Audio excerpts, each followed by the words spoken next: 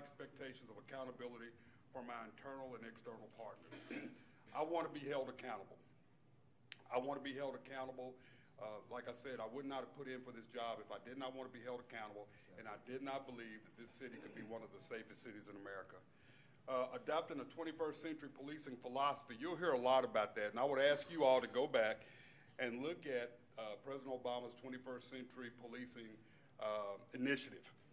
This is the new step in community-oriented policing. This is the first time in the law enforcement history that we have had a discussion about officer wellness and safety, which is a component of community-oriented policing, a component of community involvement and community pride. So one of the things that I want to say is that if I'm selected as your chief, I can assure you, in talking to the men and women of the Little Rock Police Department today, let me say that you have a police department that has a lot of pride in this community. A lot of pride in this community, just from what I have seen, the things that they want to do, the things that they're currently doing. So let me just start by saying that. But we have to remember as law enforcement that we exist only because the citizens of our respective community allow us to exist due to their generosity of being taxpayers. Okay, that's number one. Number two, members of police departments cannot effectively contribute to the fight against crime if interdepartmental conflict exists among those entrusted in protecting and serving. Remember, law enforcement is a profession. It's not a job, it's a profession. And simply put, as my mother used to say, you can't clean someone else's house if your house is dirty. So we have to make sure that we remember that in law enforcement. What I have here is called the 16%, and it's the difference between leaders and followers. And what I want to share with you, if you look at this bell curve, the 2.5% and 13.5% equals 16%. Those first two, one, are innovators and early adapters. Innovators are the ones that come up with the ideas, not necessarily, they're not new ideas, but they're willing to take the chances on doing things that can make an organization better. The second one are early adopters, the ones that want to work with the innovators to make things better. 34% of the early majorities, people who are going to join in because they trust what the leader says. They trust what the leader's trying to do. And then you have your 34% of your late majority. Those are individuals that want to see how things are going to work out first. And then you have 16% they're not going to join. What I've seen today here in talking to Little Rock officers and doing research, there's probably about 5% that fall into that category of laggards. I think you have individuals that, and I don't like to use that word, but that's what it says, people who probably are never going to get on the bus. And so if you can understand where a person's mindset is, if you understand where a person's work ethic, then you understand what we need to do to get everybody on the same page. So I just thought I'd put that up there. That is a philosophy that I utilize. Building trust and legitimacy, the first pillar of 21st century policing, maintaining a culture of accountability from the top down, starting with admitting that the Little Rock Police Department and the community can both do better in cultivating a long-lasting relationship.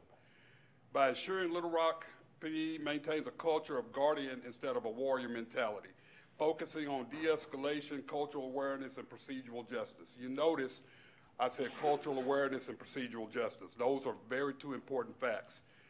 One of the things that I've noticed is that what I would like to implement if I am selected, we don't have a vision here at the Little Rock Police Department. We have a mission and we have a value statement, but I think we need a vision. People need to know where we're going and how we're going to get there. So how are we going to be the safest city in America?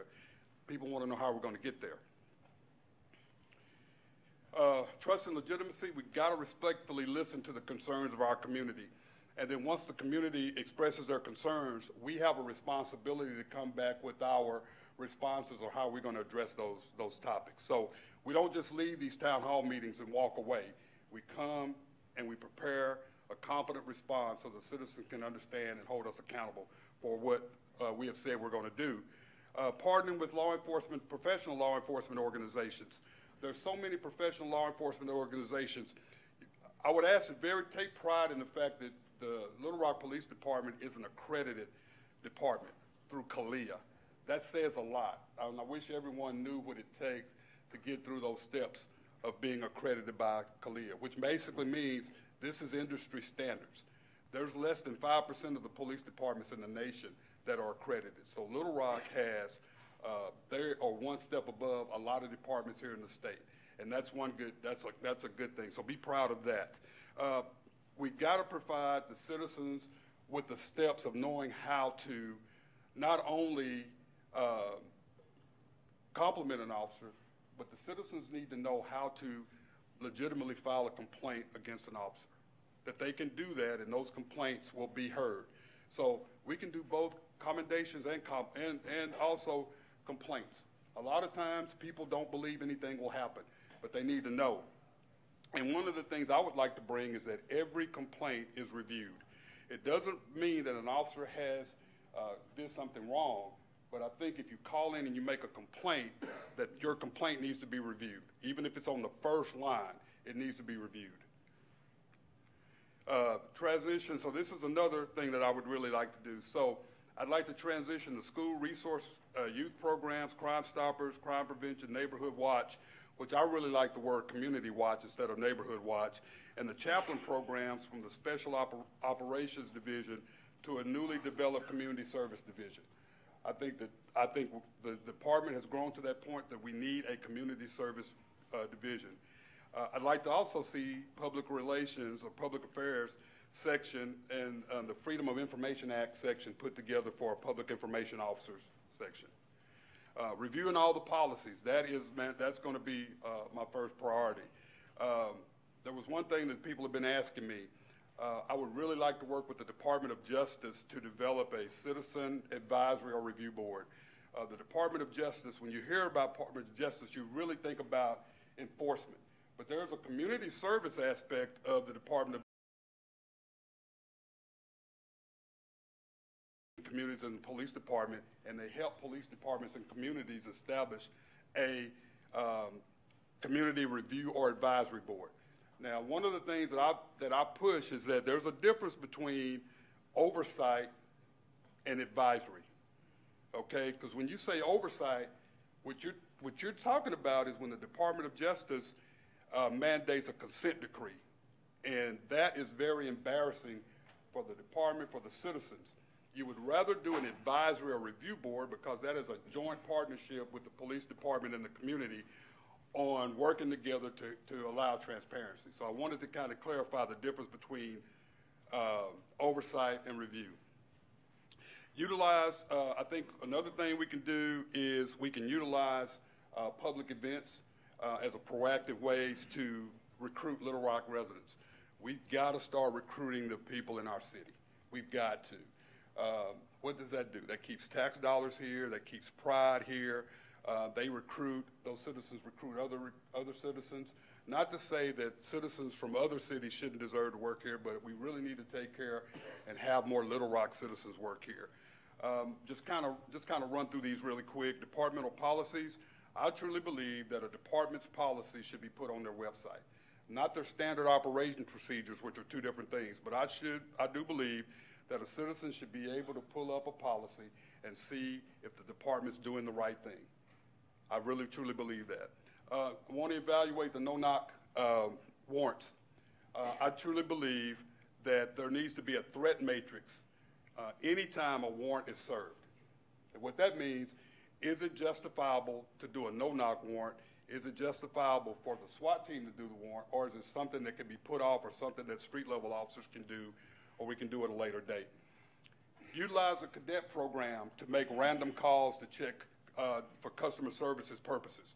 Wouldn't it be nice if our cadet program, if you've been the victim of a crime in our cadet program, you got a call 2 or 3 days after you made the report and just following up to see how the service you received was.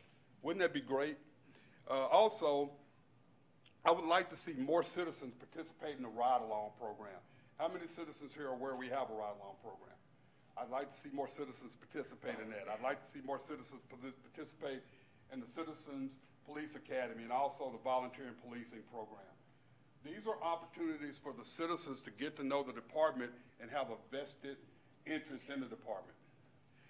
Technology. I'd like to redesign the Facebook to make it more friendly, our Facebook page and our website to make it more friendly. Implement body-worn cameras. I've been talking to some of the citizens about body-worn cameras. Yes, there is a way to implement a body-worn camera and not utilize all of your storage. Storage is what the most expensive part of the program is. I'd like to also see that the current radio system is SMS with text, has texting capabilities. And really, in taking a tour of the city today, we really need to hire and retain our communication officers. We really do. All patrol lieutenants, I'd like to see all patrol lieutenants supplied with a city cell phone to assist in their geographical accountability. There's another thing that I'd like to talk about. It's called Elucid, and it is a real-time citizen survey program that is web-based. So you all can go on the website and you can rank the amount of satisfaction that you are getting from the police department. And it's real time. So you can actually go in and say, I don't like what we're doing, I like what we're doing. And so it gives you constant updates of how the citizens are satisfied with what the officers are doing. Now this is something I really think would really help the crime reduction. Explore realigning all three patrol divisions to a 24/7, 365 philosophy. Create 5 sectors, and at least 2 to 3 beats would be created in each police division. A patrol lieutenant would be geographically assigned to each patrol sector. A patrol sergeant and a primary officer would be assigned to each beat, and the other officers assigned to those beats would be rovers. A patrol division detective would be assigned to every sector. This focuses on accountability. This focuses on, as a citizen, getting to know who's responsible for your area and empowering those officers in being able to handle those situations in a timely manner. Implement data-driven approaches to crime and traffic safety, DDAX. DDAX combines crime-fighting techniques with traffic safety. And basically, I guarantee you a lot of people don't think about this. 95% of the people out here committing crimes are driving cars.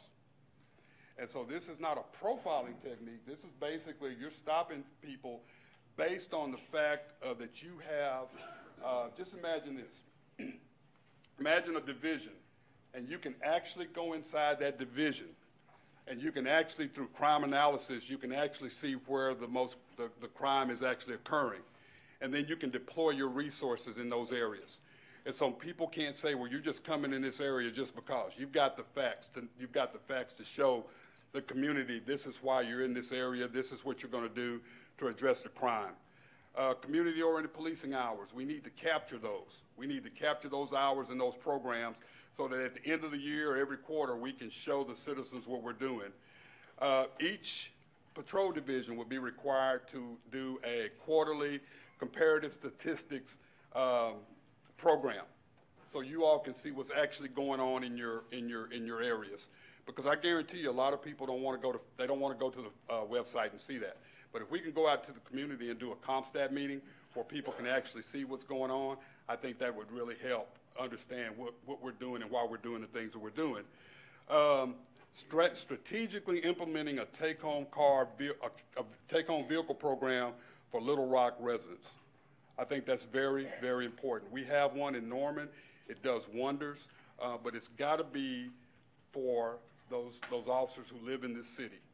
Okay, it has to be for those officers that live in this city, and we'll talk about that as the night goes on. We've got to transition from a law enforcement communication platform to implement a 21st century platform. Communication is important. If I talk to you like you're a suspect on every time I encounter you, I'm going to build up resistance. But if I talk to you like I'm a human, like you're a human being and like you're an adult, I might get some buy-in from you all to want to work on trying to improve the safety and work together to be a partner. We want to reevaluate the training of the department. Not saying that it's bad training, but every department training has to be reevaluated. And we want to make sure that it focuses on 21st century policing, which focuses on procedural justice, de-escalation, and less lethal deployment, inclusion, diversity, and a guardian mindset. There's a difference between a guardian mindset and a warrior mindset, and we want to go to a more guardian mindset. Expand the crisis intervention team. We are encountering more and more people in our communities that are in crisis. We are the first line of contact for many of these people. We have to get more officers trained in crisis intervention. The more officers we have trained in crisis intervention, the less likely we are going to have a deadly force situation or a use of force, and it gives us an opportunity to help these individuals that may not ever receive help. It doesn't say we're counselors. Basically, it says we recognize this person's in crisis, and we need to know what resources. It gives us an opportunity to know what resources are available. I don't know if many of you are familiar. Everybody knows about the Field Training Officer Program. I would like to see the department go to a Police Training Officer Program, which is a problem-based adult learning program that focuses on problem solving and improves relation and retention within the department and relations with the community. I'd like to see the command staff have an annual retreat, establish an internal, mid-level, and first-line supervisor leadership academy. We've got to ensure that our supervisors are thinking as leaders, that they have vision. We don't just want supervisors or managers, we want leaders. And implement academy mentoring program. It would be great is when we have an academy class, if we had an officer that sit in that class with them and help them understand the transition between the civilian life into the law enforcement life, and that you can't always take this work home with you and never forget where you come from. So I would love to see that. I'd like to see ongoing training for commissioned officers and civilian employees. Develop a more versatile domestic violence lethality assessment matrix, and establishing a shadow program for all police department units. We talked about crisis intervention. I'd like to see more hours put into the academy that focuses on conversational Spanish, open dialogue, and faith-based partnerships, multicultural and mental health, homeless, and the LGBT communities, having partnerships with those members of those communities. I think the citizens have to know, if I ask each and every citizen here, I guarantee you the majority of the citizens are not familiar with the force continuum of when we use force and why we use the amount of force we use, knowing the fact that when you drive up to a scene, the first level of force is officer presence, the uniform in the car. We know we don't want to go past that, but of how we do and when we do and why we do what we do. Require supervisors and civilians to have an understanding of the budget. You would be surprised of how many first-line supervisors and civilians don't understand how the city budget works. They don't understand how the police budget works. So I think that if you have individuals and if you go through and you talk to your employees about the budget, I think you get a lot more buy-in. We've got to have a rotation policy in the department. We cannot leave officers in certain positions forever. This becomes a process of entitlement. This is how departments get into trouble. You cannot have that, so you have to have a certified and an organized rotation policy. I think that the chief of police has to be in that process. I think the chief of police has to approve all transfers. I think it's important for when you have openings and positions that there's a formalized announcement for that position. And not only is there a formalized announcement, when you select a person in that position, I believe that the division commander has an obligation to sit down with those individuals who weren't selected and tell them how they can improve their performance the next time around. That has a lot to do with career development. That has a lot to do with people's, that helps people in their confidence. So I think I think that's important. Officer wellness, expand our peer support unit. I understand that we have one. We need to improve that, make it even stronger.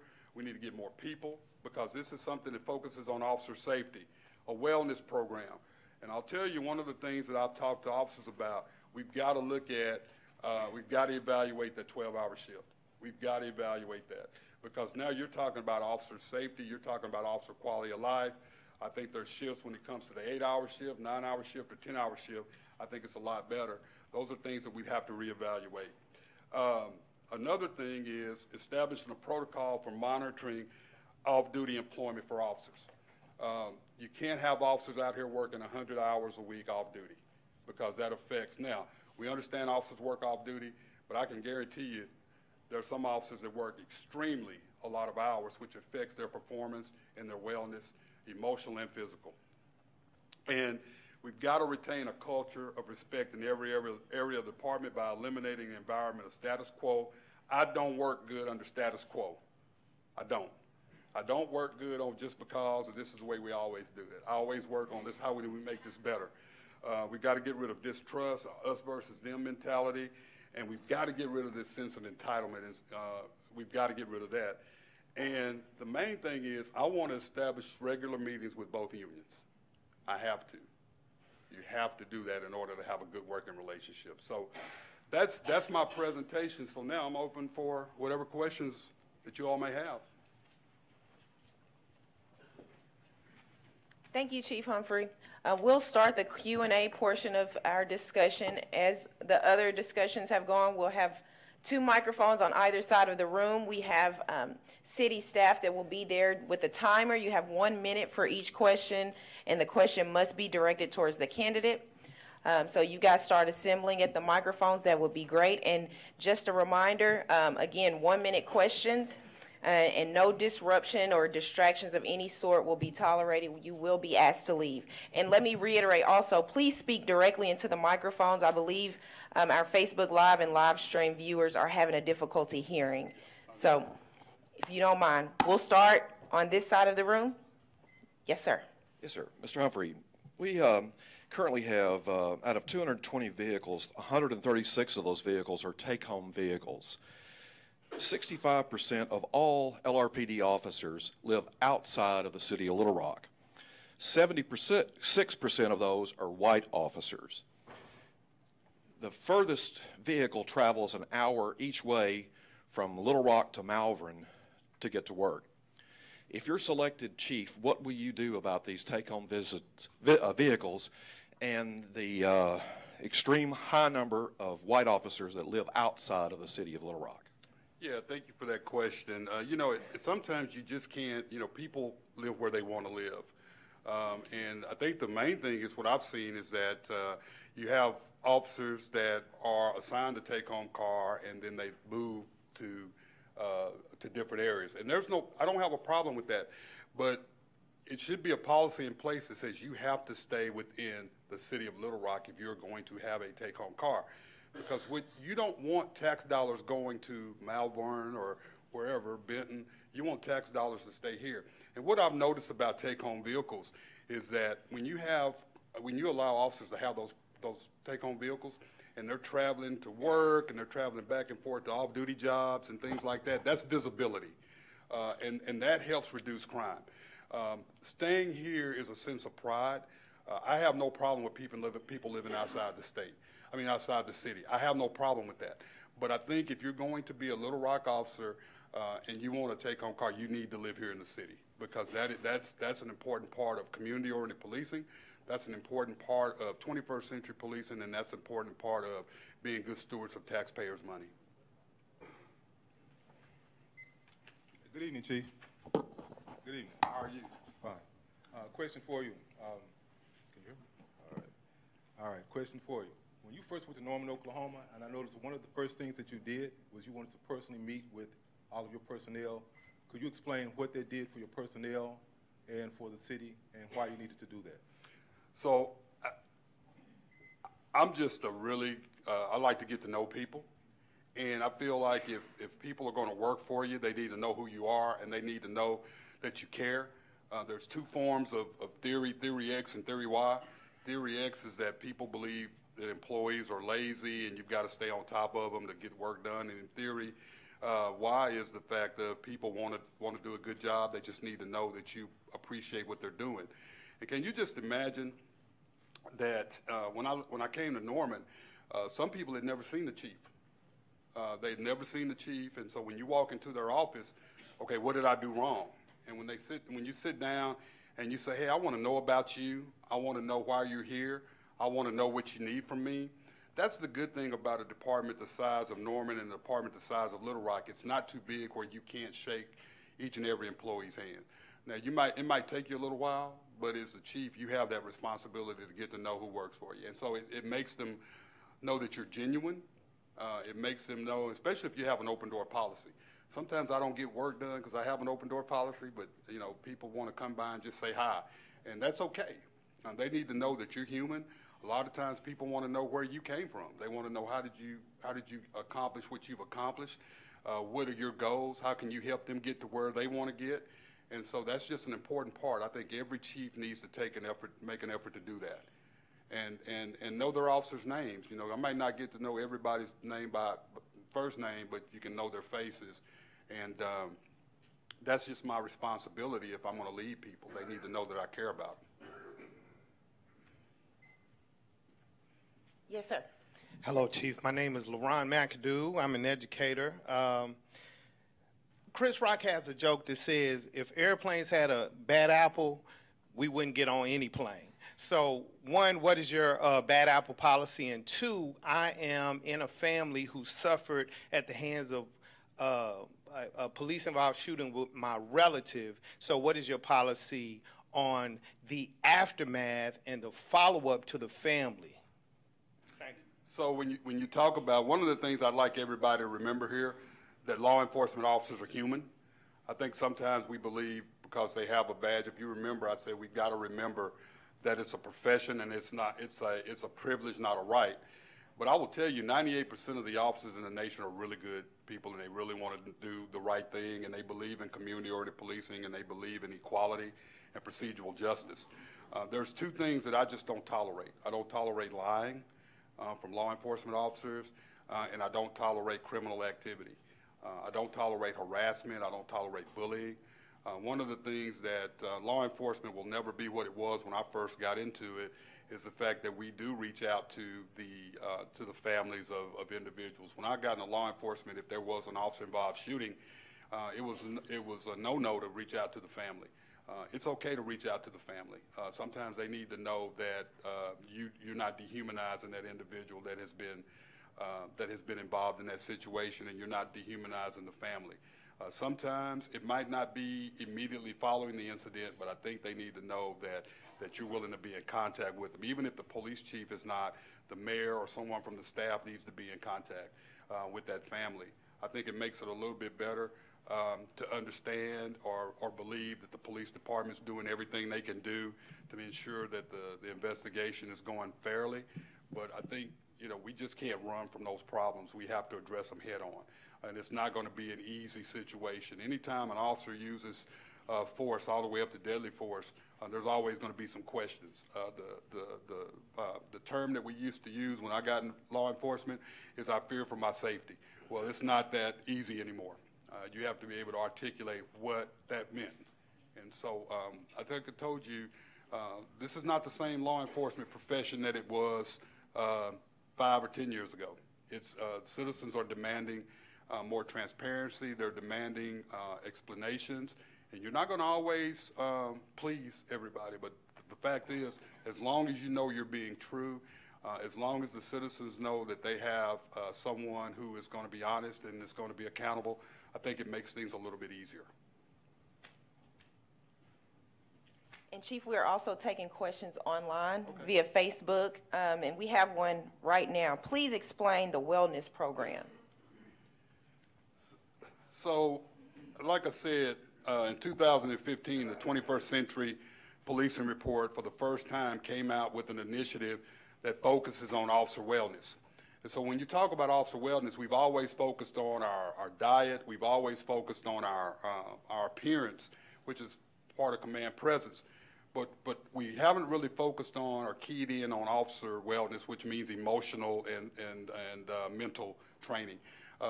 You have to understand this is a very difficult job, and some people take the job home with them. Some people live this job. Some people don't have an out. And so when you have officer wellness helps you not only physically, helps you understand why you do the job, when you need to pump the brakes. It's okay to say I need some help. It's okay to say I need to go and talk to someone. That's what I'm talking about when I talk about wellness. Not necessarily the physical part, but the emotional and the mental part, because this is a very stressful job. When I got into law enforcement, if you were involved in a use of force situation, you go back to work the next day. We don't do that anymore. We finally have realized in law enforcement that we have to provide some form of assistance to our employees, whether it's a peer support, whether it's employee assistance program, whether it's a mentoring program, whether it's just time off or fit for duty. We have to provide that resource for our officers and get them to understand that they are human and that they're not invincible. Thank you. This side of the room? Yes, sir. Thank you for coming here, Mr. Humphrey, and answering questions from the community. The community in Little Rock, we need to build trust amongst the citizens again, particularly in our communities with people of color. And so last year, nationwide, violent crime went down. But in our state, the incarceration rate remained at a record high. What I want to know is, what are some of your diversion efforts that you plan to implement to help reflect the decrease in crime here in Little Rock? Yeah, I think one of the things, thank you for that question. I think one of the things is reform. We can't arrest our way out of everything, and we have to look for ways to ensure that people have their rights. You know, once you pay your debt to society, I think that's one area, but then how are we helping you get back into society? So number one, you have to admit that there's not enough problems. And then you have to meet with the state legislators, and then you have to meet with local community members to see what you can do to take care of your community. A lot of people just want help. One of the things I will say, and you all understand that we're seeing an increasing in our citizens with PTSD. And so, you know, we have to have those resources and able to address those issues. One of the things in law enforcement, you know, we have to be able to come up with those programs. And one of the programs that I'm proud of that we came up with in Norman is we came up with a community outreach program. You'd be surprised how many people, our homeless community and our mental health consumers, that they don't have an out. And what I mean by that, they don't have the basic essentials to go out and get a job or to get help. And you just imagine living on the street, and you're on the street because you don't have a driver's license or a Social Security card, or you may have some veteran benefits or Social Security benefits you don't need, that you don't know about. So we designed a program to where the police department sets aside a certain amount of funding, and each quarter we have a program to where individuals that don't have these resources can come in and get these resources. We pay for the driver's license, we pay for the Social Security, the birth certificates. We've had individuals that have come in and been able to get veterans benefits and been able to get Social Security benefits. That's a start. It's not beautiful to be homeless and have mental illness, and so we can't sit back, and it's not a crime to be either, you know, also, but we have an obligation to provide resources. Sometimes it's not all about money. It's all about getting the community and see what kind of programs are out there. Go to your local retailers and see if they're willing to give people jobs. But you also have to have things in place so people don't relapse into back into that lifestyle. Yes, ma'am. Okay. Thank you, Chief Humphrey, for being here.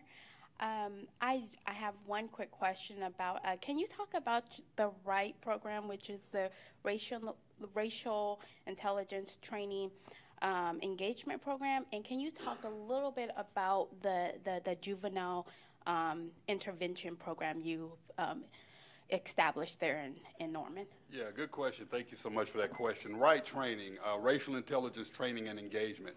And when you say that name, it doesn't necessarily focus strictly on race, but what it focuses on is emotional intelligence. If you remember, we talked about emotional intelligence. So just imagine this. If you had a guide that could show you where your emotional intelligence level was when you woke up that morning. And so there's a ladder, and the lower you are on the ladder, the least amount of emotional intelligence you have. But at the higher you go on the ladder, the better your emotional intelligence are. So this is a program that was developed in, I believe, North Carolina, where officers go through a program and they understand what their emotional intelligence are. So their emotional intelligence is. So when I go on a call and I've had problems at home, I look at this guide to see where I'm at, and I try to adjust my emotional intelligence. So when I get out of the car and I come in contact with a citizen, I'm not emotionally hijacked. And so we've implemented that, and each of the officers in the department has gone through that program. We've also sent officers to the train-the-trainer program so they can come back and train officers inside the program. I would ask you to look that up. It's a really good program, and it does. It helps officers focus on their emotional intelligence, because that's one of the things that get us in trouble. We don't focus on our emotional or recognize our lack of emotional intelligence. So that's one of the things that we've implemented. The juvenile intervention program is just quite simple. Just like this gentleman asked a question. As a police chief, when you're sitting in your comparative statistics meeting and you have a specialized unit that comes in and they're talking about these individuals who are committing crimes, and they show the faces of these individuals, and you look at these individuals and you got a 13 or 14 or 15-year-old individual who's encompassed with these 18, 19, 20-year-old individuals, that's a problem. How did that happen? And so what we recognize is that a lot of times, and so these are the kids that they're not bad kids, but they're on the fence. You know, they might be missing school a little bit. They might smoke a little bit of weed. They may have been in just a little bit of some disorderly stuff, but they're not bad kids. Those are the kids that you want. And so you have officers go out and they list those kids, and you bring those kids in, and you bring their parents in.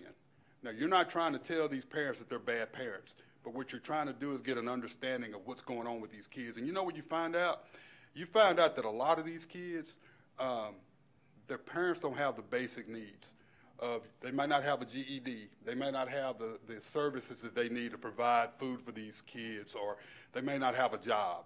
And so once you do an assessment, then you sit down and you bring in those different programs and try to get those parents and those kids assigned to those programs. You never tell a parent that they're not good parents. You never tell that, because I'm not here to judge a parent, but what you do is you empower those parents to want to improve and get those kids the assistance. So now these parents are becoming heroes. They're becoming role models for their kids. Does it work for everyone? Absolutely not, because the parent has to be willing to accept the fact that they need help. But I will tell you, about 65 to 70% of the students that we've had to be involved in that program have straightened their act up, and the parents have either gotten jobs or gone back and they've gotten GEDs and things like that. So it's a really good program. And it doesn't cost any money. That's the thing about it. These aren't programs that need to be, have a lot of funding. It just needs commitment and big hearts to do it. Thank you, Chief. Yes, sir. I just want to say thank you for coming. In comparison to the other forums we had, I think you're like a breath of fresh air with just the principles that you stand on alone. I think we've had a lot of change here in Little Rock in positions of leadership, and they have not all been from within this city. So I just want to say I hope that you are able to become the next police chief, because it'll give these people here something to worry about as far as not having friends within this police department to where they can do the things that are illegal and get away with it. Thank you.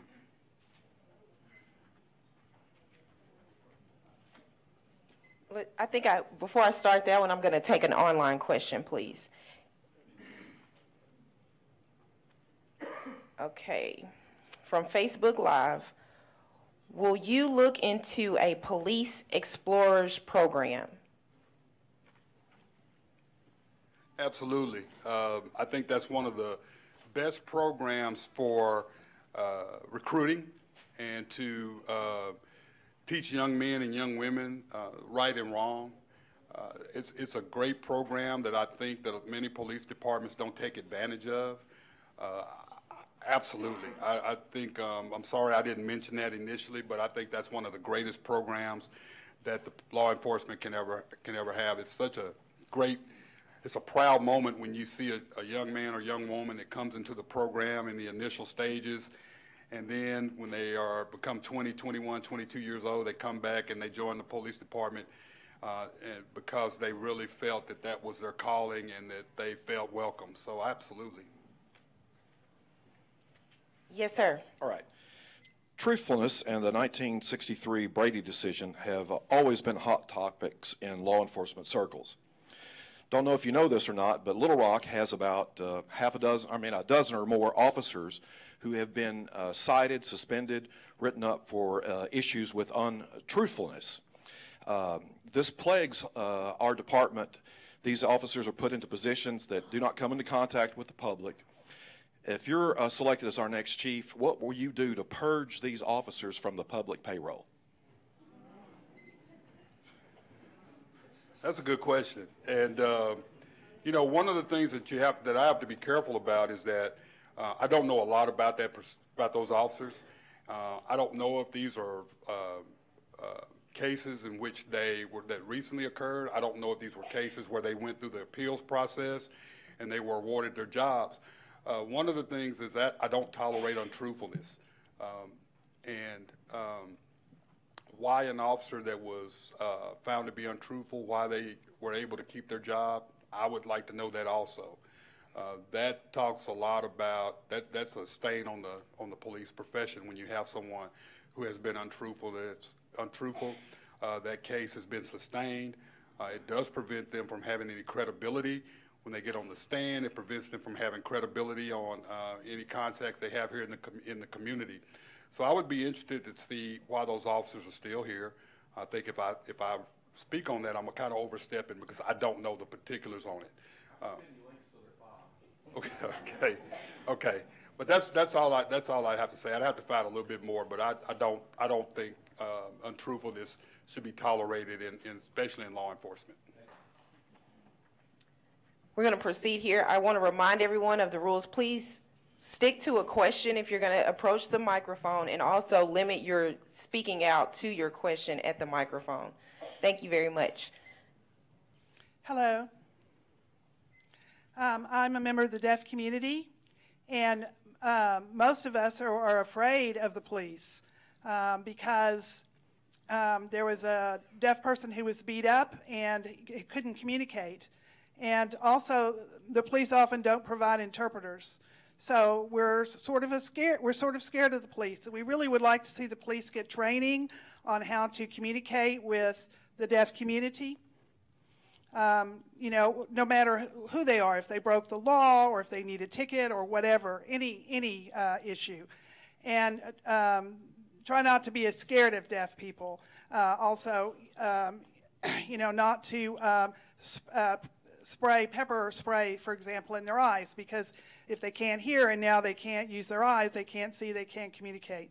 So the police tend to be a little bit aggressive, I think, and just pull people around, and that makes deaf people afraid. The other thing I've heard about the deaf person, one elderly gentleman who was beaten so bad, and he was deaf. Okay, and, thank you, ma'am. So anyway, he kept trying to talk, but they just grabbed him. Yes, ma'am. Thank you. Thank you for your question. Put him in jail. Let's allow the chief to respond. So that's a very good question. Community education is the key. There are resources that help law enforcement departments learn how to communicate with all of their citizens. That's been the problem. We've always focused on a certain group of citizens, and so now we have so many different communities: the LGBT community, the Muslim community, the Hispanic community. We have individuals with disabilities, and so we're having to adjust the way we respond. And you're absolutely right. I mean, there are programs there out here that allow police departments to capture citizens in the community that have the disability. So when you have those, when you encounter those citizens, you know how to respond. You know that this person may be hearing impaired. And so you know that you need a resource in order to be able to communicate with those individuals. So the resources are out there. It's just about educating the police department and seeing how we can respond to the needs of those citizens. Thank you for that question. That addressed a question we had on Facebook Live as well. Ma'am, I'm going to take your question. And well, I think you've asked one, so we're going to get this one, and then I'll bounce to you, if that's okay. Thank you. Thank you. Thank you, Chief Humphrey, for coming to Little Rock. I'd like to know from you, what does community policing look like in Norman, as well as would you expound upon the neighborhood watches there? Yeah, thank you. Community policing looks like it does here. It's about partnerships. It's an easy word to say, but it's very hard to live up to. There are police departments that say that, and they actually don't do it because it's a very sexy term. It sounds good. It gets you funding. It keeps the community quiet and off your back sometimes, but it's a lot of work. You have to have every officer or every employee in the department to understand the concept. So to go back and retool, we had to retool. Norman said it did community-oriented policing. And I'll say this again, I don't mean to be repetitive, but in 2008, the citizens passed a public safety sales tax, temporary public safety sales tax, additional staffing and equipment. So when I got there in 2011, they were still doing things the same way they were doing before that. So how can you ask the citizens to pay more taxes to help you, but you're not doing anything? So we made the department a lot more community friendly. We put every employee through a community-oriented policing class so they understood what our expectations were. The chief is itself, I set the tone, so I'm out in the community. It's one of the things about me, when I get to the community, I hit the ground running. I want to know who the leaders in the community are. I want to know who the people in the community that don't trust the police. It's important that we have community partnerships. You're going to have people that just don't trust the police. Those are the individuals that you want to welcome, and you want to talk to those individuals, and you want to listen. So everything we do is about the community. We have officers that attend picnics. We have officers that attend events at the university. We have officers that are on boards. I think we're probably one of the only departments in the state of Oklahoma where we have line-level officers that sit on different panels, different boards in the community. And like I said earlier, our officers live in the community, so their families are there. Their kids go to school there, so they have a vested interest. Officers get out and walk, and they get to meet people. Officers give people their cell phone numbers. I mean, that's a little bit, that's a double-edged sword sometimes, you know, but they give officers they give people their cell phone numbers, and people call, people email officers, and they ask questions. And so we have a 24/7, 365 responsible response to our citizens. No question is ever invalid. So we're out there in the community, but I set the tone. I have to be there, and my command staff has to be there. And I don't like wallflowers. I like people out in the community. What was your second part? What does the neighborhood watch? Oh, it's the same as a neighborhood watch is basically a group of citizens. So is everybody here really active in the National Night Out? Okay. That was kind of quiet. So, okay. So what I'd like to see more people involved in National Night Out. But from National Night Out, you create community watch groups, and it's a crime prevention, a get-to-know, interactive program where neighbors know each other and they look out for each other. So it used to be Crime Watch. So Community Watch sounds a lot better, a lot more inclusive. So that's pretty much what it is. Yes, ma'am. Chief, could you discuss your involvement with Fight the Crime Investing Kids program and the Police Institute component of that? Yeah. And also, you met with U.S. Oklahoma Representative Cole about the after-school program. Could you elaborate on that some? Yeah, that last part is that there's federal funding for after-school programs, and it was going to be cut, and we talked with Representative Cole about reestablishing that because there are parents out here that don't have finances for after-school programs, and so there is federal funding for that, so we were able to get that reestablished in the state of Oklahoma. Not everyone gets it, but that was a program we felt that we really needed to get involved with. But the Invest in Children's program is simple. It's a program put on by the Police Training Institute where a group of professionals or educators come out, or former police officers and academics come out, and they go into the community, they ride with officers, they do panel discussions with parents and with students, and they determine what is the current relationship between the police department and the youth.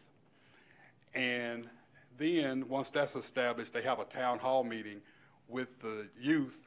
They're on the panel. No adults are on the panel. And so citizens get a chance, the community members get to ask them What are their thoughts about law enforcement?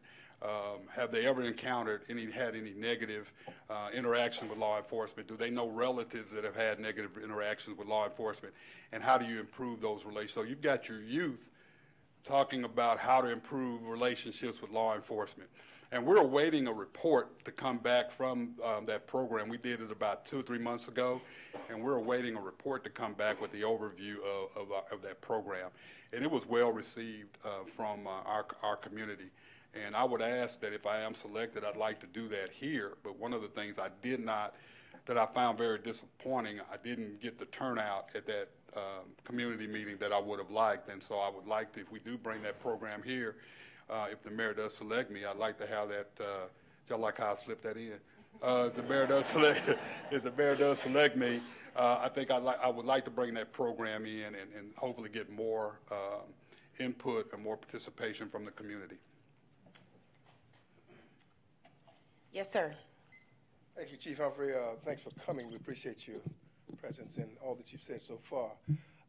I appreciate your efforts to how you would communicate and build trust and respect from the police force. I'm really interested in knowing, and you've answered part of this in what you've already said, how you would then build that same trust and respect and show this community that you care.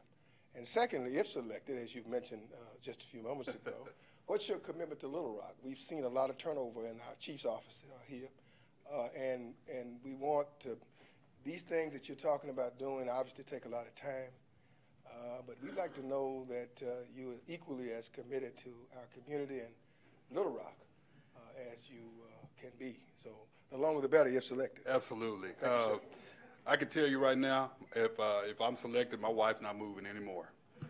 I can tell you right now. So I'm here for the long haul. I love this community. I have friends here in this community. I've been to conferences in this community. I have my in-laws live in Memphis, so I would be here. I gave commitment when the job was open in 2014. The only reason I didn't apply is because I had given a 5-year commitment to Norman, and I was in the 3rd year, and that would have just been I would have gone against my word. I would have lied to the community. So if I tell you I'm going to be here, I'm going to be here. The main thing is just being able to listen and respect every concern that you have, not over-talk you, allow you to, one of the hardest things that we encounter as law enforcement, we don't like to listen. I've had to learn to do this, and what I mean by that, if you ask me a question, I try to answer the question before you get the question out, and it's not that I'm being disrespectful. I just want to provide a solution. But I've had to sit back and be able to listen, actively listen. Sometimes you can't respond right then and there, but you have a responsibility to respond at some point to the community members. And I talked about it earlier in a competent way, where they understand that, and then once you respond, because you have to be careful what you put on paper. So if you put that on paper, you got to be willing to do that. And if you can't do it, you got to explain why. Because one of the things I feel as a police chief, you got one opportunity to lie to the community and you're done. You're done. Just like to the officers, if you lie to the officers one time, you're done. And so you've got to be careful what you promise the community. You've got to be sure that you can deliver. If you can't immediately deliver, then you have a timeline of what you're trying to do. If people want to know what you're trying to do. I think if I were selected, I really believe, just by looking at the crowd here, I think you all would welcome me with open arms. But I think you would expect me to deliver on everything that I've said. And in my years of being a chief and a supervisor, I've never lied to the community. I've had members mad at me, but one thing they can tell you, he's never lied to us. So that's what I would do. Yes, sir. I'm going to take a Facebook question real quick, Chief. What is your experience with officer-involved shootings? What role did you play, and how did you handle the situation? That's a good question. And keep in mind, every officer-involved shooting is different. There's really not a blanket way to cover officer-involved shootings. I think a lot of times citizens think it's just easy, it's just cut and dry. But every situation is different. There's a thorough investigation that might go into place. And I can assure you that no matter what the outcome is, there's going to be somebody who's not who does not agree with the outcome of the investigation. But I've investigated several of them. Just if you all don't know, I worked in internal affairs, so I've seen my share as a police chief. I've seen my share. One of the most critical ones that I've seen is in June of 2010, June the 20th of 2010, which happens to be my wedding anniversary, and at that particular year was Father's Day. I lost an officer in the line of duty. What makes that really significant is that the person who killed the officer was the son of the police chief of Dallas. And also then my officers had to use deadly force against him. So you're talking about a major incident. Being in Lancaster, my officers were so emotionally attached to that, we asked the county to do the investigation. That's not necessarily the case in larger departments because you have individuals who are trained to do those investigations. I'm not afraid to, if I feel like you need to get an outside source to come in and do an investigation, I don't have a problem with doing that. You want to trust your people, but if it gets to the point where you feel like there's too much of an emotional attachment, I'm not afraid to go outside and ask somebody to do the investigation. But just keep in mind, every situation is different. And there's steps. There's due process for the officer. There's a criminal investigation, administrative investigation. Sometimes people don't understand that. Citizens don't understand that. Well, why do you allow the officer to come back to work or put him on administrative leave with pay? Because that's that officer's due process, and we have to respect that. Whether you like it or not, that's the rights that officer has. Because remember, everybody's innocent until proven guilty, and you have to live by that. I have to live by that. The citizens have to live by that. You might not like the judicial system that we have, but that's what we have. And so you have to be sure. But I think a lot of it is just transparency and ensuring that people understand the steps that are being taken in that investigation. There are some things that have to remain confidential, but you try to let the citizens know as much as you can. And you learn from each and every one of those incidents. Sometimes you find that you might have to go back and change policy on some of those deals because that policy may not have existed before that incident occurred. So every situation is different. And yes, I've investigated them. Yes. Yes, ma'am. Yes. Officer Humphrey, welcome to Little Rock. Thank you. And I would like to ask you this question concerning the typical workday for the officers, Little Rock officers, and what would be your tip if selected and given the opportunity to serve this community of Little Rock? What would be your typical work hour shift for officers, considering they will, a lot of them will have to go to court because they are the arresting officer in many cases, and some of the officers do work a 12-hour shift. I have a daughter, she's working tonight. And what would be your typical limit for that to decrease fatigue? Yes, ma'am. We talked about that. That's a good question. We talked about this. I'll tell you right now, and no disrespect to the previous administration, but I'm not a fan of the 12-hour shift. I'm a fan of the 8, 9, or 10-hour shift. I think it's about quality of life. 12 hours is a long day to work. I understand the components that you work 5 days, 1 week, and 2, but that's a long time, and it does interfere with your sleep because it's just not normal to work that many hours. However, I think you have to evaluate what's best for the officers and what's best for the community. Those are the two things that you have to look at. These officers have lives. They have families. Some of them are in school. Some of them are single parents. So you have to look at the fact what's going to be best for the officers. They understand it's shift work. I don't think there's a young man or a young woman that puts on the badge that doesn't understand that they're going to have to work nights. They're going to miss Christmases. They're going to miss birthdays. But at the same time, you don't overwork them as far as, the shifts. You've got to have a shift that's conducive to their wellness and things. So we would evaluate the shifts. We talked about that earlier today. I talked to some of the staff about that. I talked to the mayor and to the unions last night. They understand that I am not a fan of that, and we would evaluate and see what we could do to possibly get back to an alternate shift. Yes, ma'am. How you doing, Chief Humphrey?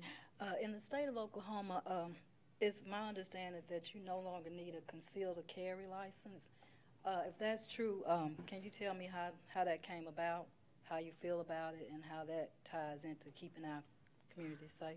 You talking about Oklahoma? Mm-hmm. I don't like that, but I didn't make the rules. We had the concealed handgun permits. The states throughout the nation have that. And then we went to an open carry in the state of Oklahoma, and we really didn't have a problem with that, because what I found is that a lot of the citizens, so you had to have a concealed handgun license in order to be an open carry. So what if I think in the 4 years that that's been in place, I only counted 3 people that were actually open carrying. I think you still have more people that wanted to conceal. Now, you don't have to have a permit to carry, so openly or concealed. So as long as you're not a felon, or as long as you don't have a prescription for medical marijuana, which I don't. Let me just share that I don't have a prescription for medical marijuana. I just want to clarify that. You cannot carry a weapon. I'm not comfortable with that. My peer in Oklahoma City spoke out against that, and Oklahoma's a strong Second Amendment state. When you say things like that, it's not popular, but as a police chief, what's my responsibility? The safety of everyone. I'm a Second Amendment guy. I believe people should have guns. It's just the fact that you don't know what a person's capabilities or mental capacity is when they're carrying a gun. At least when a concealed carry license, you kind of know that there's a process you have to go to. It's a privilege to carry that. But it's a little bit scary when you have constitutional carries, because everybody has a gun now. And the reason that was passed, because there's been that train of thought that a person carrying a gun can save someone's life at any given time. Well, that can be a debate. So I'm not a fan of it, but it is what it is, and we have to adapt to it and move on. Yes, sir. Yes. Welcome to Little Rock, Chief Humphrey, and I want to thank you for the very comprehensive presentation that you gave. One of the points you made was about building trust and legitimacy, and a bullet point on that was to maintain a culture of a guardian versus a warrior mentality. Could you talk more about what that means and how successful you have been in establishing that culture in Norman, and how do you measure or assess that transition? Well, thank you. That's a good question. So it comes back to what we talked about, emotional intelligence, and you have to get officers to realize why they got into this profession. And I think that we have, so for so long, we've focused on anyone that's been in law enforcement past 20 years, we always focused on the fact that we've got to win, we've got to win, we've got to win. And so, and I agree with that. I mean, officers want to go home every day. We don't want to use any form of force, but unfortunately we have to. But it doesn't mean that you've got to walk around with an edge, or you have to walk around with an attitude, or you have to walk around in an arrogant state. A guardian is a protector. You know, people say, well, a warrior, you got to be ready to fight. Well, guardians are prepared to defend people. And so it doesn't mean because you've got a guardian mindset, it doesn't lessen your capability of protecting people. But it all encompasses the community-oriented policing and the 21st century policing. When you have trust in the community, when you understand procedural justice, when you have the proper training and the tone is set for respecting people, then you realize what your responsibility is to protect. And so you want to protect those individuals who don't have the opportunity to protect themselves. But it's all about caring. It's not about having a chip on your shoulder. It's about wanting to protect people, but also putting people in a position to where they are comfortable in calling you, knowing that you're going to protect them. It's not about being ready to fight all the time. And that's why we have less lethal resources and things, because when I got into law enforcement, you had big, long wooden batons. You didn't have OC spray, so you didn't have a lot of de-escalation or less lethal. We have those now. We have the OC spray, and we have the tasers, and we have where we're talking, we have the other methods, so we don't have to utilize as much deadly force, and we know how to talk to people, we know how to de-escalate. That's one of the main focuses in training now. We're trying to de-escalate. When I talk about emotional intelligence, It makes you aware of where you are, so that instead of ramping up things, you're able to calm it down. I don't think there's anybody in here that they don't realize that at any given point we might have to utilize force, up to deadly force. But I think when you have a reputation of being a Department of De-escalation and a Department of Community Partnerships, when it occurs, you have a larger group of citizens that say there had to be a good reason why that officer utilized the force that they did. They just didn't do, that was not just the first method of response. So it's all about caring for people and not having a chip on your shoulder. It's not soft policing. Let me just say that. Yes, ma'am. I would like to say that I speak for all parents, but I know that I speak for African American fathers and mothers when I ask you, all of us have had to have that talk with our sons about how to deal with police stops when they're out. Not all of our young men are hoodlums. Sometimes they're just home from college. And young men like to go out with their friends. There might be 4 in a car. And with the rash of police-involved shootings where the person didn't even have a gun, didn't even have a weapon, and us feeling that when our sons leave home, there's some possibility they might not come back. If you are hired, then a year from now, what do you think you will have done to help ease that concern among African American mothers and fathers, and probably some other mothers and fathers as well, but in particular, me and other mothers and fathers of young black men? Yes, ma'am. So you know I'm in a very unique position, and I cherish both. So I'm an African American male who happens to be a police officer. And so my thing is I have to be honest. I have to talk about my history. And have I been profiled? Absolutely. Have I been pulled over by people that I work with? Absolutely. Did it upset me? Absolutely. But you have to that's where education comes from, and you have to educate officers of why there's a fear between the minority community and law enforcement. You talk about the historical aspect of it, you know, where law enforcement, the history of law enforcement and the minority community. It doesn't mean that every officer is that type of person, but there's that history there. And so you have to explain that to your officers of this is why. It's not personal, it's the profession. And so I have to, as the chief of police, I have to be open with young men and young women and explain that I understand how they see us, and they don't have to see us that way. That's why it's very important with the Explorer program, Juvenile Intervention Program.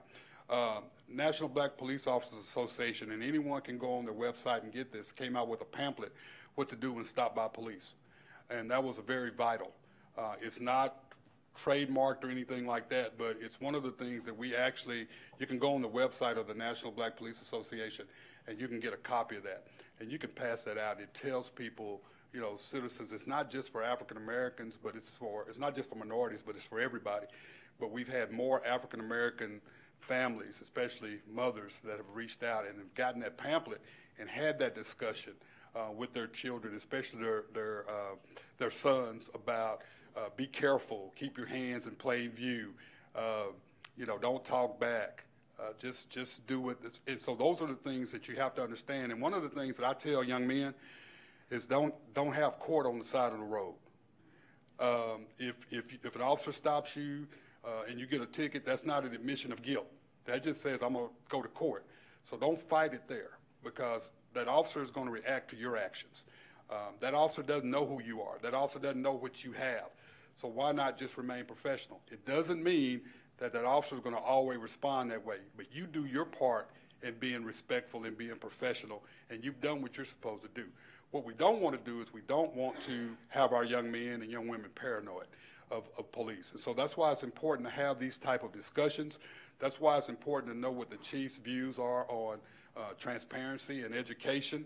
And it's sad. It's very sad that, I mean, how do you think I feel as a chief, and especially an African-American chief, when I see these incidents? And it doesn't matter what race the police officer is, but when you see unarmed citizens that have been injured or killed, and it's very difficult to explain. There's been some that I understand why the officer reacted the way that he's done, but there's been a lot of them where I say that was bad tactics. But check this out. When I say bad tactics, and that's somebody's child that's laying there, you don't care about tactics. You want to know why your child is laying there. And so we have to start with training. We have to start with open and honest conversations with our kids and with our law enforcement agencies and the community. And we have to have citizens like you that come up and ask those questions and see what the police department's doing to address that. And so I would ask you all to download that pamphlet. It's free, and I think it's a very valuable and valuable resource. I'm going to take a Facebook Live question, Chief. The bike patrol was very effective in the neighborhoods. Would you consider reinstating a bike patrol unit? Absolutely. You know, one of the things that I have to be very careful about, I have to think about staffing, and we got to figure out what the best way is to do that. For me to sit here and make all kind of promises that we would do this, we do that, is unfair to you and also unfair to the department. We've got to see what staffing is. One of the questions I asked today, so I think we're getting where our staffing needs to be. But I think there's a way, if you look at the what I said we would do as far as the geographical concept, I think there is a way. Even if you can't put the bike unit as a whole back in, I think you can get officers who are trained in on bikes, bicycle training, to be a part of that community outreach. I think that's a good thing. A lot of officers like to go through that training. They have to go through that training. You just can't put officers on bicycles. I mean, it's a liability thing, and you got to make sure they know how to operate, they know how to fix them, and you're putting the right people out there. So absolutely, that's something that we can look at, but it all depends on staffing also to determine which way we go. Full-time bike unit or patrol officers who are bike trained, but it can be done. Yes, sir. Yes, I would like to know what makes a police chief effective, and what is a reasonable amount of time, be it weeks, months, or years, for a newly hired police chief to make a quantifiable positive impact? Repeat that first question. The first part is what makes a police chief effective? The community and their tenure and their education and their passion. If you don't have that, you can't do this job. I've seen individuals accept these jobs just because of the title, and it's unfair to the community, it's unfair to the department. But you have to be a student of the profession. You have to know what you're getting into. You don't sign up for this job just for the title. There's a lot of people that aren't going to like you internally and externally, but you have to stay the course. But what I have found is that if people believe in you and see you know what you're doing, they'll whether they like you or not, they'll respect you. I think the other question was, how long does it take the police chief to get integrated? The second part was, what is a reasonable amount of time, be it weeks, months, or years, for a newly hired police chief to make a quantifiable positive impact? I think if they dive in head first, I think it's really depending on that individual. But with me, I think from the first month or so, you'll see some interaction. You'll see more openness. I can't sleep at night knowing that I haven't done everything I have on my daily checklist. So it's up to that individual, but I don't think I ever sleep. I'm always reading. I'm always sending emails. I think my officers wish I would sleep 2 or 3 o'clock in the morning, when you have to get up. And you're checking your emails and you're reading stuff and you're reaching out and checking on your officers and you're seeing if citizens' emails are being answered and you want to know, did you follow up on this? So I think it's just an ongoing thing. I think once there's really no I don't think there's a time limit. It's just a continuing thing that you grow each day that you're in the community. You become stronger, embedded in the community each and every day. Every event you go to, every person that you speak with, you're growing into that community and people are beginning to trust you. I'm going to take a quick Facebook question. What's your opinion on stand your ground laws?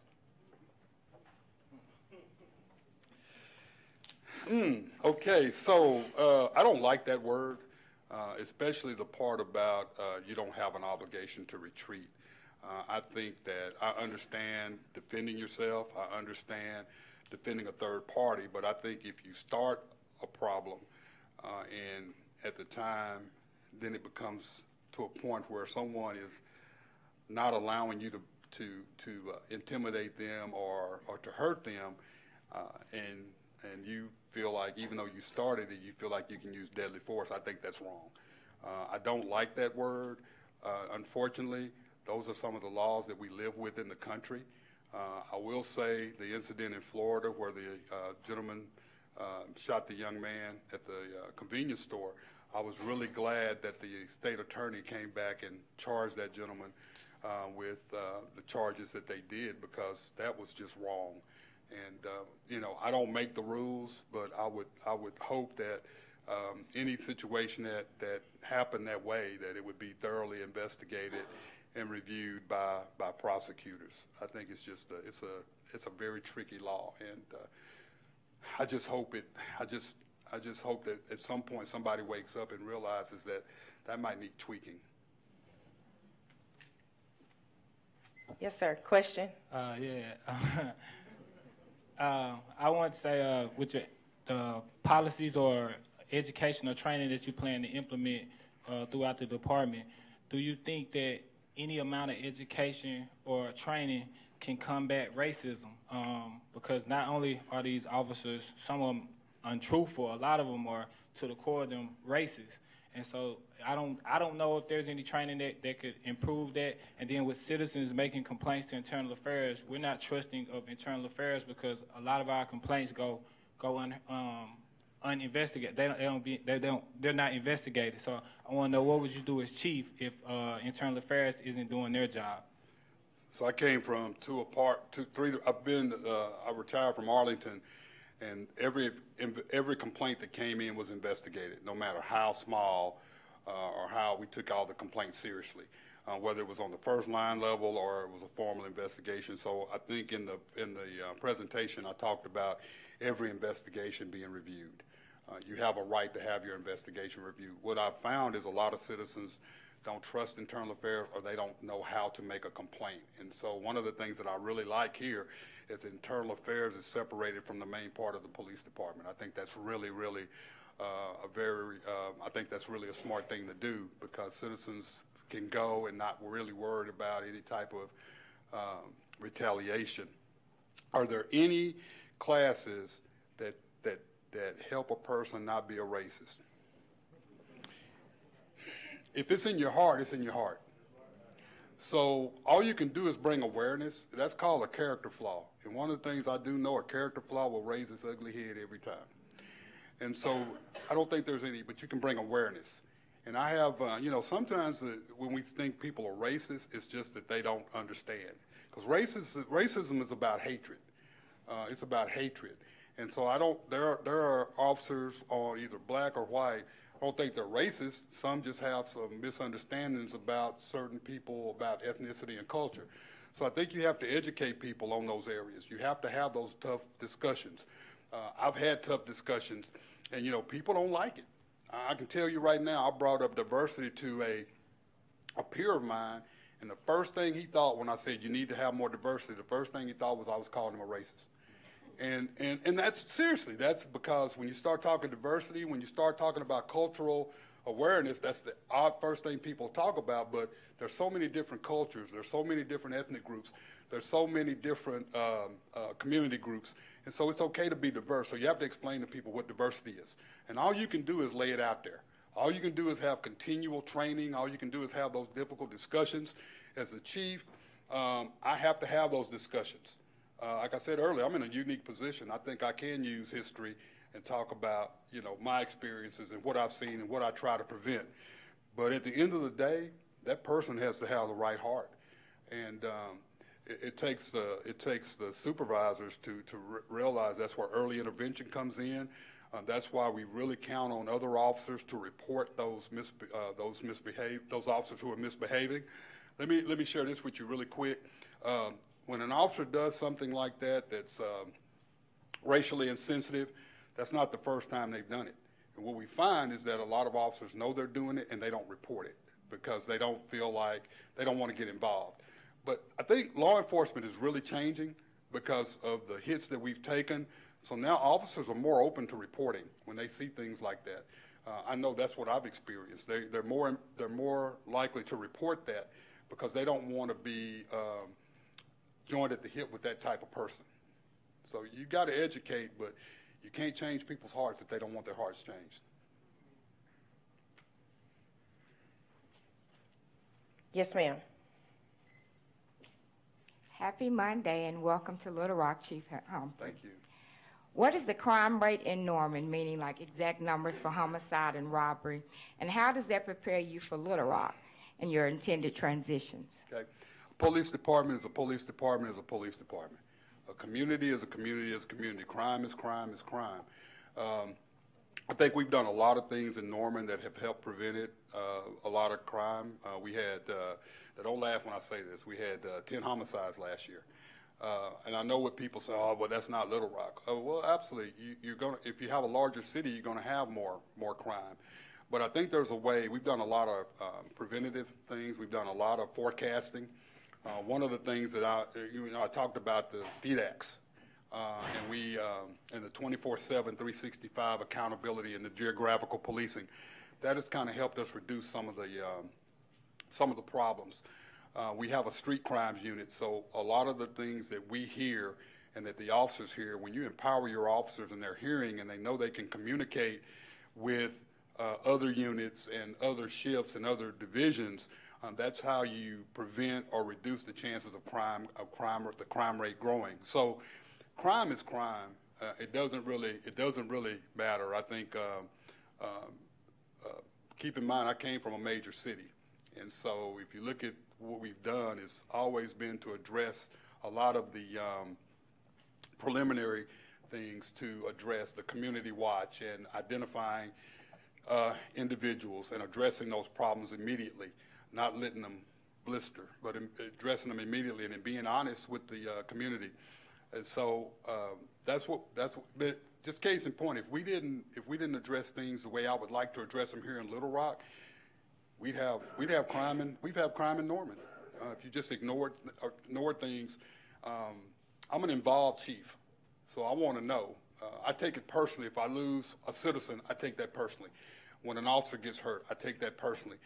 When a citizen's a victim of a crime, whether it's a burglary, whether it's a theft, whether it's a robbery, I take that personally because it's like, what could I have done better as a chief to set the tone? We could have prevented that. And I know there's nothing we can do to prevent all crimes, but we can do things to reduce the crimes. I'm going to take a Facebook question. Chief, Mayor Scott campaigned on the goal of adding additional police officers. What strategies or methods have you used or would you use to ensure that newly hired officers aren't implicitly biased? I think it's the hiring process. It's the selection and the hiring process.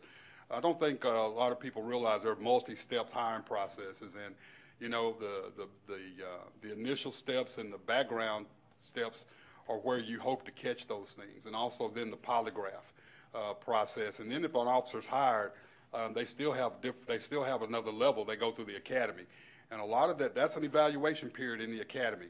And a lot of times those perceptions of implicit and implicit bias and racial issues are detected in the academy during scenario training or different type of trainings. People say, if it's in your heart, like I said, people say what they mean. And then there's another layer called the field training program. And so that's an evaluation program in which the officer's riding with a veteran officer, and if you have the right person in that profession, in that position, they can detect. You go on certain calls, the way you treat certain people and the way you treat others, the way you address people, those are signs. And then one of the things that Gordon Graham said about law enforcement is that we don't utilize our probationary period to its fullest extent. And so that's also an evaluation period. So I think I just mentioned there's about 4 evaluation periods there that we have to utilize to determine. We cannot, and I've said this even in Norman, I would rather work the streets with 5, I would rather work the city with 5 qualified officers that I know that that have integrity and they care about the community than to work for a department full of people who are lazy and don't have any care for the citizens. So, you know, you just can't hire people. You can hire them. I can get you numbers, but are we talking quality or are we talking quantity? And so it's all about the process. You've got to use the hiring process. We cannot hire people just because we need people. We can't do that. And I just named about 5 steps that we can utilize to evaluate the quality of our employees that we have. Yes, sir. Good afternoon, Chief. I'm Captain Robinson with the Little Rock Fire Department in 23 years of service. And in that 23 years, my crown jewel of achievement is the implementation of the Junior Fire Cadet Program, which has been implemented all across the state of Arkansas. Out of your career, what is your one crown jewel of achievement that you started from scratch? I think the homeless and mental health initiative, I would kind of take pride in that because that's something that we, for many years, we tried to arrest our way out of, and I think that's why the criminal justice system is the way that it is. We have so many people that have been incarcerated either because they're homeless, we don't have anywhere else to put those individuals. So to have a program where you help people hopefully get back on their feet in order to improve their quality of life, I like that. There's quite a few others. The mentoring, a mentoring program for young officers. One of the other things, if I may have to, Fred, I think I get another one. All right. I think the other thing I'm proud of is that in my 10 years being a chief, I've had 6 young officers go on to become police chiefs. And so must be doing something right. And so I think that's one of the things that I'm a humble person, and I like to reach back and help people. And the first thing, my responsibility is to know what goals that hopefully each and every officer has. If you tell me you want to be a chief, we're going to get you there. I'm not afraid of people taking my job. I'm not afraid of people knowing more than me. My main focus is I want people to be better than me. And so I think those are 2 things. I mean, we could go on. There's other programs, but I think in recent years, those are probably 2 of my proudest ones.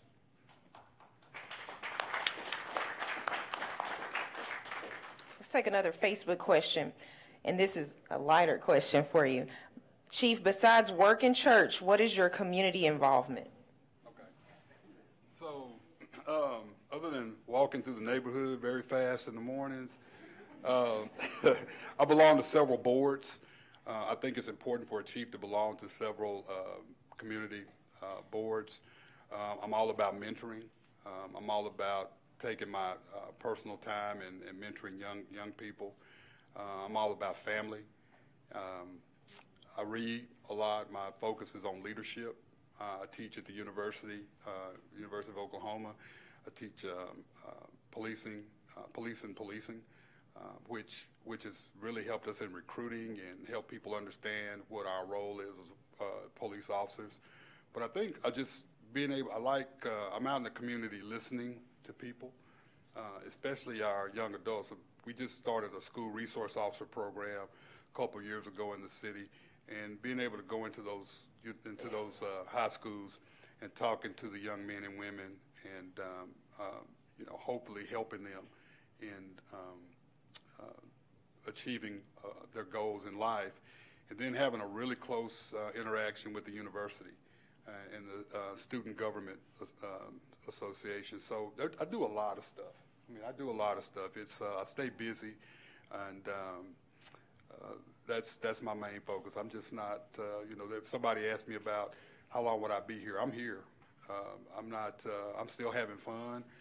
That's why I think it's important for the chief to be active and be out there and let his officers see and the community see that they're not just here to collect a check. So I do a lot of stuff, not just one thing, but a lot of community stuff, a lot of involvement.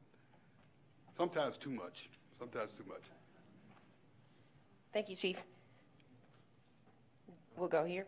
Hey, Chief, Citizens Advisory Board, could you explain that to the audience and elaborate on how this brought a better relationship with the department and the community? Yeah, We looked at this about 2 years ago, and we just didn't have the staffing to do it initially.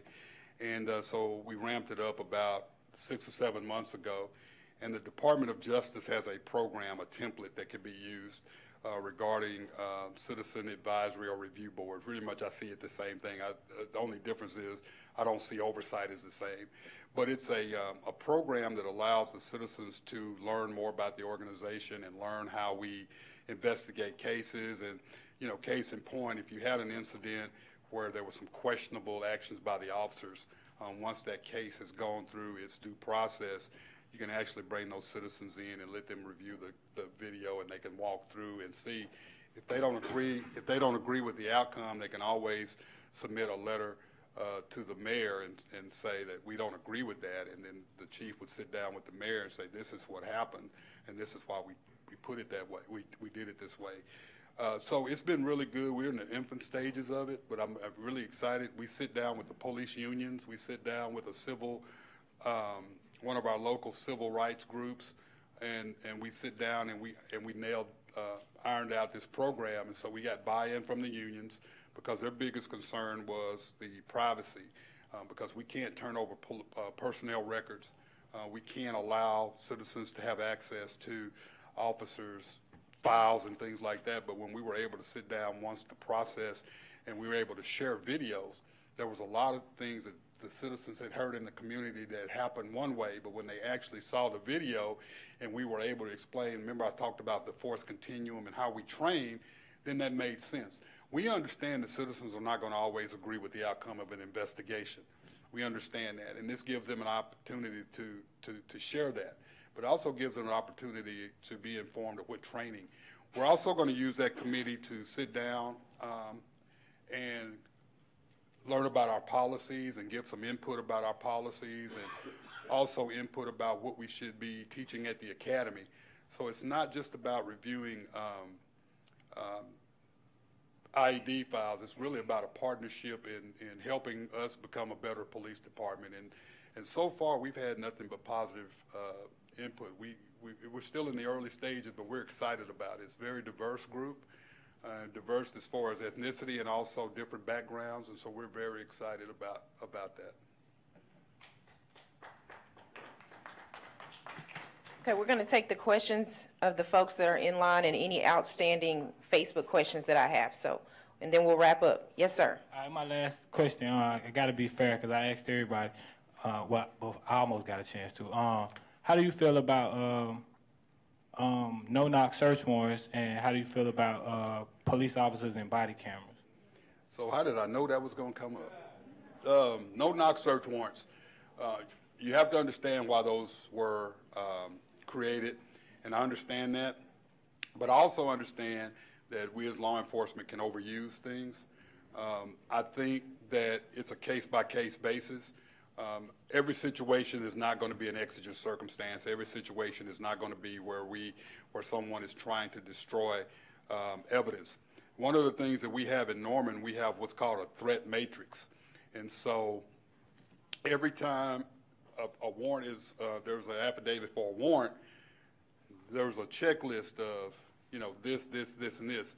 If it doesn't meet that threshold, you don't use the SWAT team. If it meets that threshold, then you have to meet with a SWAT commander and let them discuss if you feel that it's a high-risk case. But you just don't inadvertently use a no-knock warrant just because. That's dangerous. Are there times when it's necessary? Absolutely. I don't think anybody here would say there's not, but I think when you get to the point where you're using it as a blanket response, that's where you get in trouble, because I can tell you right now, if I'm asleep in my house, if somebody come, you know, they knock on my door, the first reaction is going to be protect my family. And so I understand the concern, but at the same time, there are times when you have to, for the safety of the officers and safety of others, you might have to have that no-knock warrant. But I think each warrant has to go through some type of matrix to determine at what resources and what level of response you need to respond to. You just can't blanket and say every search warrant's going to be no-knock. That's how you get people in trouble. That's how officers get hurt. That's how citizens get hurt. And so the chief has to make sure that the chief in Houston just abolished the no-knock warrants. And basically, if you're going to do a no-knock warrant, it has to come through his office. You have to be able to articulate why you think, and that makes people mad. That makes officers mad because what they think is the chief is not taking seriously their safety, and that's not true.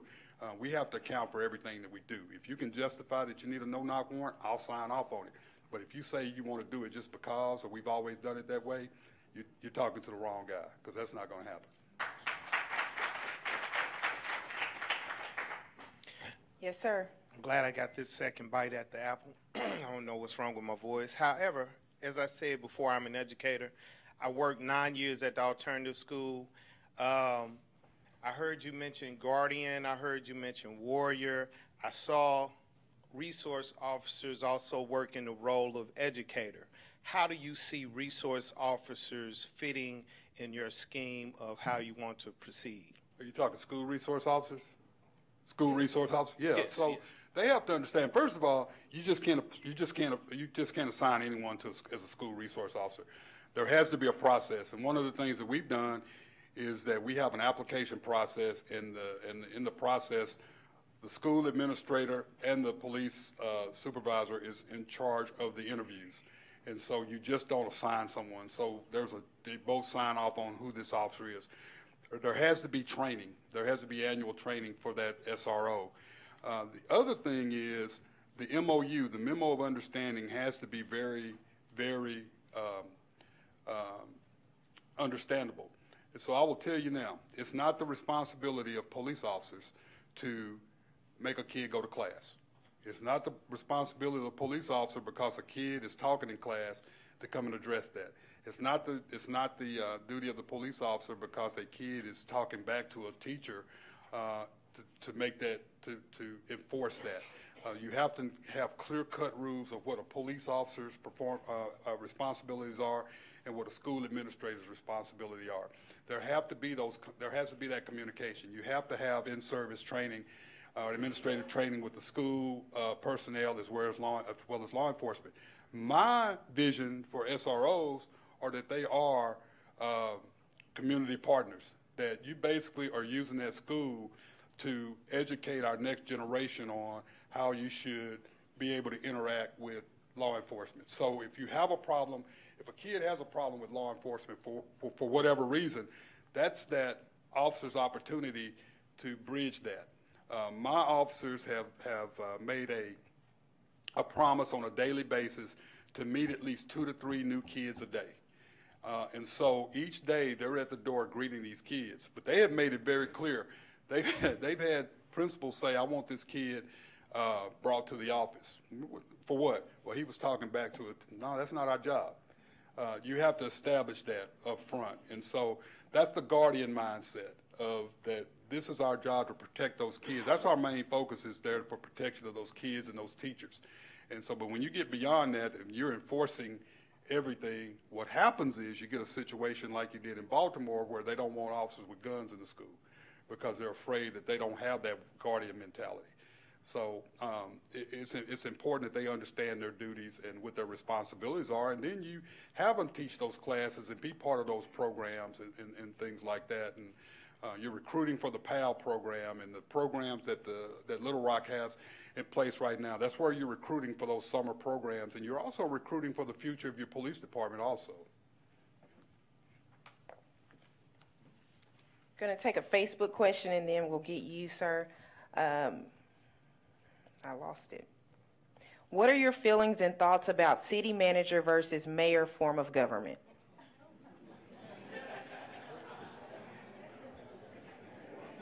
I could work for either one. That's all I would say.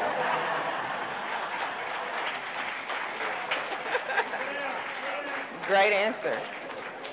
You're a smart man, Chief. Yes, sir. We'll take your question. Okay, I just want to say I appreciate the administration and the city of Little Rock for doing it this way, because last time the chief tried to go around the community and introduce himself.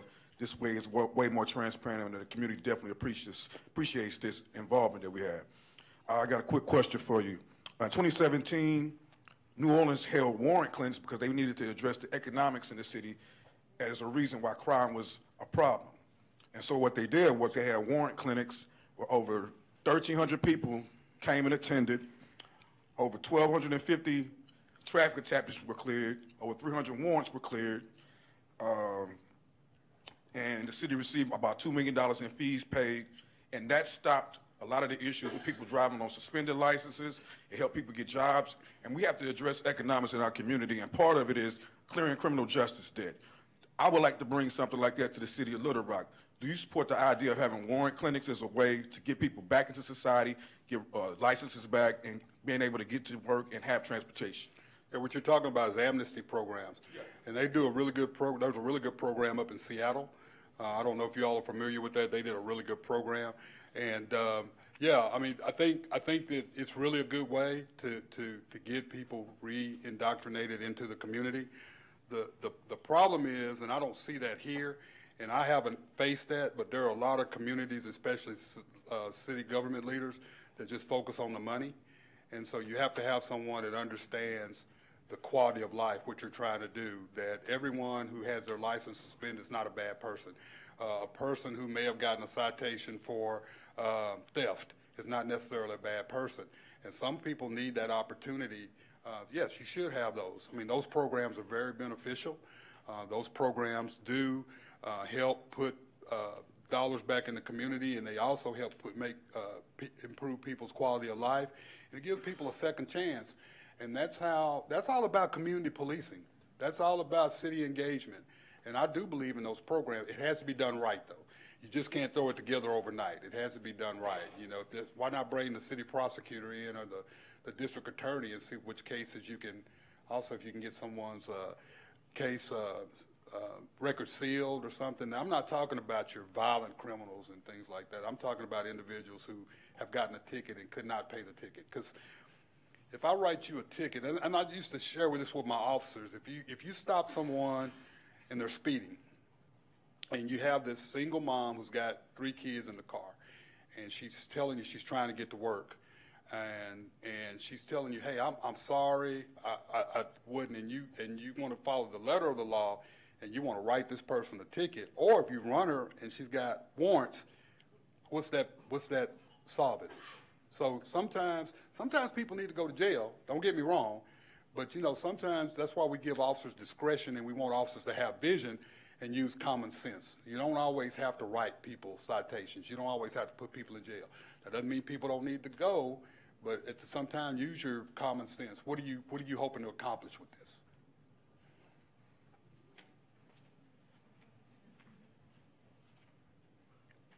You gonna do me like that? Ma'am, I had to get it out because I know it's going to be asked. Fair enough. We'll take you as the last question, and Please. then we'll end for the night. Thank you. Chief Humphrey, with you not really filling the 12-hour shifts, when it was implemented, there had to be a lot of promotions made. One of the questions within the police community probably will be, if we go back to 8-hour shifts, what are you going to do with the overlap of lieutenant sergeants that are not going to be required to be implemented to the 8-hour shifts? I guess the question is, for patrol, I know with 8-hour shifts you need 3 lieutenants, 12-hour shifts you need 4. Mm-hmm. So there's going to be an extra lieutenant out there. What do you plan on doing with those bodies? Everybody works. You know, first thing we're going to do is we're going to evaluate what's the best way to use our resources. So, you know, when I say that I don't like the 12-hour shift, we got to go back and do some evaluating, because you are going to have some people that you might have that may not have an assignment. So you got to find assignments. But I'm hoping the geographical concept that I'd like to put into effect would allow for the usage of those individuals. You can't just come in automatically and say we're going back to a 10-hour shift. That's detrimental to the police department. That's detrimental to the community. But what I will tell you, every commissioned officer would be on a 10-hour shift. Every unit would be on a 10-hour shift. You just can't have this unit and not have this unit on a 10-hour shift. Now, let me say that. That's before evaluating. But I would like to have every officer, if we go to a 10-hour shift, if you go to an 8-hour shift, and I know there are some exceptions, but I'd like to have everybody on the same shift. I believe in being equitable. But y'all keep in mind, I'm saying this isn't a perfect world. I can't say for sure, but I can tell you right now, the first thing we're going to do is look at the 12-hour shift and see how we could assign officers, because I'm not going to pay someone a lieutenant's salary and they're not doing anything. So, yeah. Everybody has a place in the Humphrey Department. Thank you so much. Let's give a round of applause to Chief Humphrey. Thank you for being with us today. And I'd like to thank each and every one of you guys for being here and being involved in this process. Thank you to Philander Smith College, President Smothers, and Carmen Parks, who's here somewhere, for opening their doors, allowing us to be here. We'll be here again on Wednesday for the final community forum with Assistant Chief Alice Folk. Same time, same place, and we hope that you guys will be here. As I always say, Mayor Scott is adamant about having community engagement, and you guys are part of this process. If we're going to unify our city, we have to start with this police chief search, so thank you for being a part of this. We hope you guys have a safe night. Thank you.